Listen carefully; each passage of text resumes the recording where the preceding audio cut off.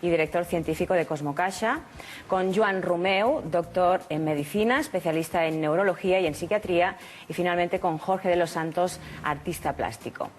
En primer lugar, la pregunta del millón: ¿qué es la identidad? ¿Quién quiere empezar? Bueno, la identidad, por ejemplo, es lo que nos distingue del vecino y en buena parte nos la inventamos. Pero la cuestión de siempre es cómo conjugar nuestra identidad individual como individuo con las identidades colectivas a las que pertenecemos. Yo creo que cualquier persona pertenece a muchas, ¿no? Está el Barça, está la nación, está la religión, está... en fin. Y en general no siempre se está en buena armonía, ¿no? En buena parte nos la inventamos, esa identidad. Sí. La identidad es exactamente aquello que nosotros decidimos que es la identidad, porque en realidad se trata de, para mi gusto, se trata de la suma de toda una serie de características, de contingencias, de rasgos, de comportamientos, de roles, de estatus. Y cuando alguien le dice, como pasaba con los chicos estos que hemos visto antes, les preguntan quiénes sois, pues dan una serie de definiciones. Si se lo pensasen mejor darían otras. Somos muchas cosas, la suma de todas estas cosas. Ahora, hay gente que es muy unidimensional y cuando le dicen defínase, sabe hacerlo. Yo nunca he sabido. ¿Qué poder tienen nuestros padres sobre nuestra identidad? Hombre, yo creo que tienen un poder determinante en el sentido de que nuestra identidad es una identidad cultural. Formada tenemos una identidad biológica o bioquímica, pero también tenemos una identidad cultural si en el fondo no son lo mismo. O sea, yo, por ejemplo, estoy ahora hablando contigo. Claro, ¿quién está hablando? ¿Mi cultura, la cultura que he adquirido como ser humano vivo? ¿O está hablando mi laringe? ¿O los métodos de expresión que me hayan podido enseñar? O sea, en el fondo, normalmente me da la sensación, esta diferenciación entre bioquímica y cultura es solo un asunto de poder, de ver quién tiene que determinar cómo nos comportamos. Porque yo creo que el tema sobre la identidad, la pregunta no es tanto la prioridad para nosotros, no es tanto quiénes somos, sino cómo nos comportamos. O sea, cómo somos. Yo creo que hay una gran diferencia. Yo cojo la última intervención. ¿Cómo lo resolvemos en la literatura? Vamos a ver, en una novela, un buen novelista, hay un axioma: nunca definas al personaje, hazlo actuar, que el lector va a captar perfectamente su identidad. Estamos leyendo una novela, vemos al personaje que se mueve, hace dos o tres cosas y ya ha conseguido el escritor transmitirnos una idea de identidad. Yo, por tanto, me agarro un poco a la del personaje.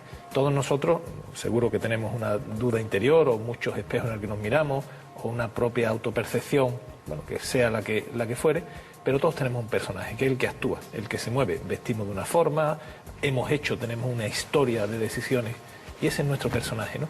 Y muchas veces, es lo que yo intento decir en el libro de Criatura Vital, ¿no? Muchas veces nos conocen mejor y pueden predecir mejor lo que vamos a hacer quien ha ido observando nuestro personaje en la vida que lo que nosotros mismos podemos pensar de nuestra propia persona, donde yo no me meto porque ya correspondería mucho más a psicólogos o a conocimientos que se me escapan. Pero el personaje es muy tenaz, ¿eh? El personaje es muy tenaz. Lo que representamos en nuestra vida, que tiene muchos condicionantes externos, internos, bla, bla, bla, es muy tenaz. Y yo ya personalmente llevo tiempo experimentando y el personaje de nuestra vida pasa como los personajes de la novela. Son hasta cierto punto predecibles. O sea, a mi entender, las presiones o esos agentes externos nos hacen muchas veces dudar de quiénes somos en realidad. O sea, lo ve más claro la gente de fuera que nosotros mismos. Nuestra percepción de persona es más voluble, depende de nuestro estado anímico, que la percepción externa de nuestro personaje, que es más estable. Y si no tenemos claro quiénes somos, ¿cómo podemos saber qué queremos? Es que yo creo que es fundamental en el tema lo que está introduciendo Manuel, ¿no? A nosotros nos da la sensación, luego quizá lo veramos, porque quizá hay un interés, ¿no? Pero nos da la sensación de que hay una dicotomía, somos grandes dicotomizadores en este sentido, ¿no? Entre un yo, una identidad concreta que suponemos que es algo sólido, estable, más o menos esquivo, incluso para nuestro propio juicio, para nuestra propia conciencia, y luego hay unas acciones que están sometidas pues al criterio de esa identidad, ¿no?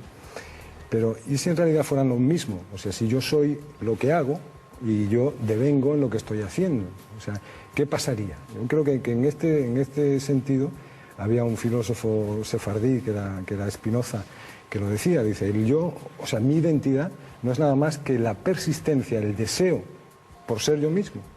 Desde el conatus. Desde el conatus, efectivamente, con esa teoría, ¿no? Esto es verdaderamente lo que a mí me puede definir mi identidad. Ahora, ¿qué pasa si decimos que nuestras acciones son nuestro yo? Pasa que nos encontramos con un vacío moral, en el sentido de dónde podemos apoyar cosas como el libre albedrío, como la voluntad, como la responsabilidad.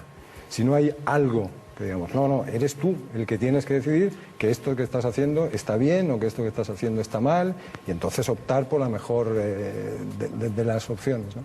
O sea, tengo la sensación de que como nos interesa mucho más saber cómo nos comportamos que realmente quiénes somos, nos interesa como agrupación cultural, digamos, por lo menos en Occidente, pues que esta pregunta délfica sobre el nox et ipsum, sobre quién eres tú realmente, esta la dejamos de segundo lugar, porque necesitamos este sustento de culpabilizar. Yo recuerdo que me contaba hace relativamente poco un chiste de un misionero que está en el África Negra y está intentando colonizar a las tribus y enseñándole los valores que hay que hacer, y en un momento determinado se encuentra un león que lo persigue con toda la agresividad del mundo y se va por él y tal. Y cuando está absolutamente aterrado, le pide a Dios, le pide a la divinidad que haga piadoso el león. Entonces el león, antes de echarse, se lo queda mirando y dice, bendice, Señor, los alimentos que vamos a tomar. Bueno, o sea, en este sentido se olvida la naturaleza del león. La naturaleza del león es comerse al tío y lo hace piadoso, pero no por eso deja de ser león. Bueno, pero esto sí que es genético, el hambre, ¿no? Yo creo que lo que más define nuestra identidad es justamente lo que hacemos en contra de los instintos. Es lo que realmente tiene mérito y nos definen.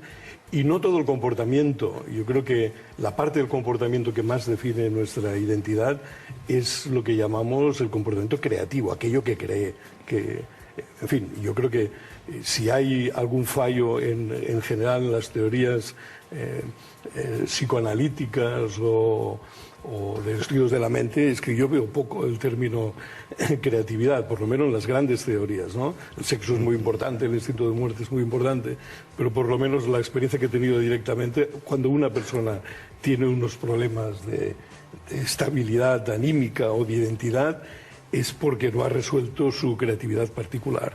Creatividad no quiere decir que seas trascendente o muy importante. Yo recuerdo que cuando estaba en el ejército, en la mili, vaya, me quedaba horas mirando a un herrero haciendo herraduras y aquello era una delicia, ver cómo las corregía, las ponía. Aquí era una persona con una identidad, con un templo.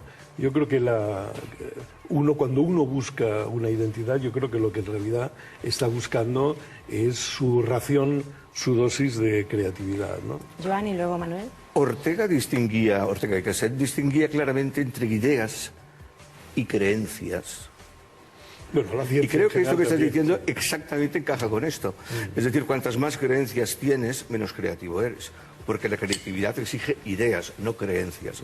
Buscar identidad, no sé dónde la encuentro, lo triste es que la encuentras muy fácilmente en las creencias, identidades colectivas. Te apuntas aquí, te adscribes allá. Pero se nota porque enseguida pierdes. estás cantando un himno o te ponen un uniforme, ¿no?